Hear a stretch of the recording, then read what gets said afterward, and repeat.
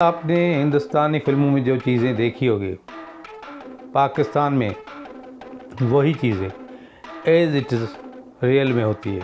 राजनपुर के इलाके में जो है डाकू मुगू को ले भी जाते हैं, वो पंजाब और बलूचिस्तान की तरफ आराम से जाते हैं। जिस तरह जान मोहम्मद महर का कत्ल किया गया, इसी तरह वो लोग जो थे वो कश्ती में चल के आए थे और सक्खर में कार्रवाई करके फिर कश्ती में वापस फ़रार भी हो गए। औज़ुबिल्लाहि मिनश्शैतानिर्रजीम, बिस्मिल्लाहिर्रहमानिर्रहीम। नाज़रीन, मैं हूँ आपका मेज़बान सैयद नाज़रीन सुहैल हसन के साथ। नाज़रीन, आपने हिंदुस्तानी फिल्मों में जो चीज़ें देखी होगी, पाकिस्तान में वही चीज़ें एज इट इज़ रियल में होती है। तामिल फिल्मों में जो चीज़ें आपने देखी होगी वो पाकिस्तान में एज इट इज़ होती है, सिवाय इन चीज़ों के कि हॉलीवुड की कुछ फिल्में जिनमें जेम्स बॉन्ड, चार्ली चैपलिन जैसी फिल्में जब आती थी तो बहुत सारे लोग जेम्स बॉन्ड भी बन गए थे और उन्होंने बाकायदा से 007 की तरतीब ले रखी थी। अब मैं आता हूँ मौजू की तरफ कि चंबल के डाकू आपने सुना होगा, आपने सांभा भी सुना होगा और गब्बर सिंह भी सुना होगा। मगर सिंध में जो हालात है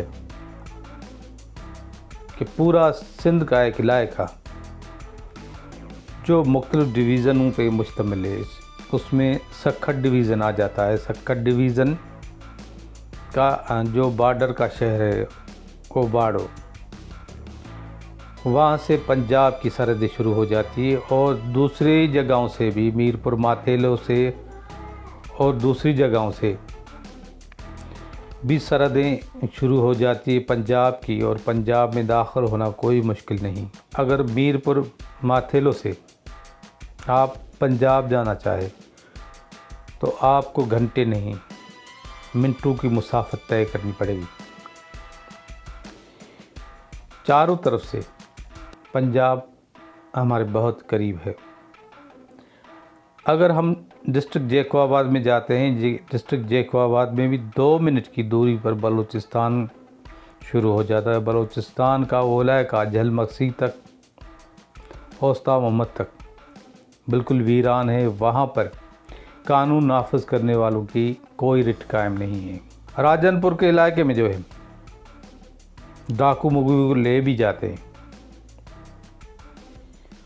इसके अलावा मैं बात करूंगा कंबर शहदाद कोट, वहाँ से भी बलूचिस्तान और पंजाब की सरहदें करीब करीब लगती है।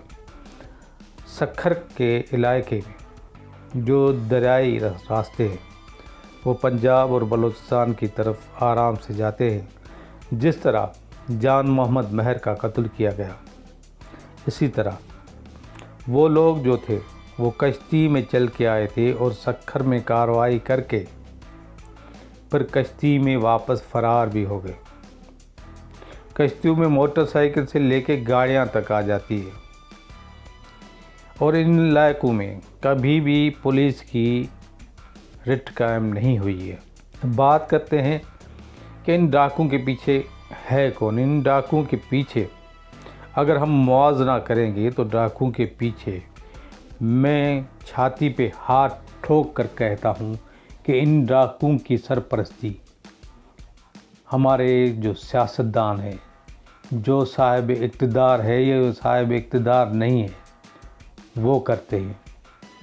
उनकी जीत पर इस लेखन में डाकुओं ने जश्न मनाया था। ये लोग जो सियासत कर रहे हैं वो डाकुओं और पुलिस पर करते हैं। जिसने वोट दिया उसका कोई नाम नहीं लेगा, जिसने वोट ना दिया उसको अगवा भी किया जाएगा, और अगवा करने के बाद अगर उसने तावान की रकम नहीं दी तो फिर उसे मार भी दिया जाएगा। और ये डाकू सरेआम कहते हैं कि फ़लाँ सियासतदान का हाथ हमारे ऊपर है, फ़लाँ सियासतदान का हाथ हमारे ऊपर है। इस कर्जदार कौम पर एक और अजाब ये आ गया है कि ये सिंध के इतने बड़े डिवीज़न में असातिज़ा का कत्ल कर दिया गया। अब तक 4 असातिज़ा कत्ल हो चुके हैं। ज़्यादातर टारगेट जो है हमारी माइनॉरिटी होती है, जो कारोबार करके 4 पैसे जोड़ती है। साल में ऐसा कोई दिन नहीं होगा जिसमें माइनॉरिटी ने भत्ता ना भरा हो। मेरे वतन अजीज़ की जो पुलिस है उसका हाई कोर्ट में ये बयान गिनीज बुक ऑफ रिकॉर्ड पे रखना चाहिए कि हमारे पास इतना जदीद असला नहीं है जितना डाकू के पास है। अगर डाकू ही इतने ताकतवर है, इतनी बजट के बावजूद असला नहीं ख़रीदा जा सकता, तो मैं कहता हूँ कि ये चौकियाँ डाकुओं को दे दें, उनको तनख्वाहें दे दें। ये बड़े बड़े गाड़ियाँ, बड़ी बड़े जो है हमने फूल सजाए हुए हैं, इन फूलों पर सिर्फ लाशों पे फिर फूल गिर रहे हैं।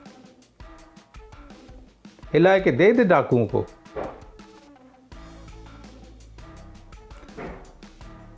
दो हफ्तों में 57 लोग अगवा हुए हैं। 57 लोग कम नहीं होते। उनकी वीडियो वायरल होती है। लोग इंस्पायर हो रहे हैं कि क्यों न हम डाकुओं से बना के चले। और ये मेरा पाकिस्तानी, मेरी आवाम,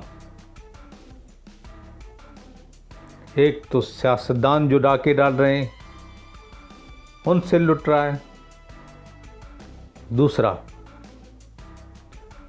जो मेरी आवाम इन सियासतदानों के अलावा जो डाकुओं से लुट रहा है। मजाल है आप किसी सियासतदान का नाम ले लें, भून दिए जाएंगे। अब आप यहाँ पर कहेंगे एविडेंस, प्रूफ। मुझे सिर्फ एक सियासतदान बता दे जिसको मारा तो बहुत दूर की बात है, मगर उसकी एक चोरी भी हो। इससे साफ जाहिर है ये डाकू जो है इन पक्के के डाकुओं से मिले हुए हैं। इनसे निजात का रास्ता सिर्फ एक, पाकिस्तान आर्मी अगर चाहे तो 3 दिन भी बहुत बड़ी बात मैं कहता हूँ। जदीद दौर आ गया है, डाकुओं के ठिकानों का पता लगाना कोई बड़ी मुश्किल बात नहीं है। 4 डाउन हमले हो जाए तो ये डाकू जो ज़ुबान बक रहे हैं, जो उस मुल्क के ख़िलाफ़ ये बोली इस्तेमाल कर रहे हैं, ये ज़ुबान इनकी बंद हो जाएगी। इनको मारना नहीं चाहिए, इनको इबरतनाक सज़ा देनी चाहिए। जो छोटे बच्चों को अगवा करते हैं, जो बुज़ुर्गों को अगवा करते हैं। ये पाकिस्तान सबका मुल्क है और रियासत की ज़िम्मेदारी है कि वो अपने शहरी का तहफ़्फ़ुज़ करे। अगर तहफ़्फ़ुज़ नहीं कर सकती रियासत, तो उस रियासत को इस इक़्तिदार में रहने का कोई हक़ नहीं। इन्हीं जुमलों के साथ लूँगा इजाज़त, फिर मिलेंगे किसी और भी इलाक़े में। अपना बहुत ख्याल रखिएगा, मगर अपने बलबूते पर। ज़िंदगी रही तो फिर मिलेंगे, वरना बंदूक है, निशाना है और हम सब है। अल्लाह इस मुल्क को अपनी पनाह और हिफ्ज़ में रखे। पाकिस्तान जिंदाबाद।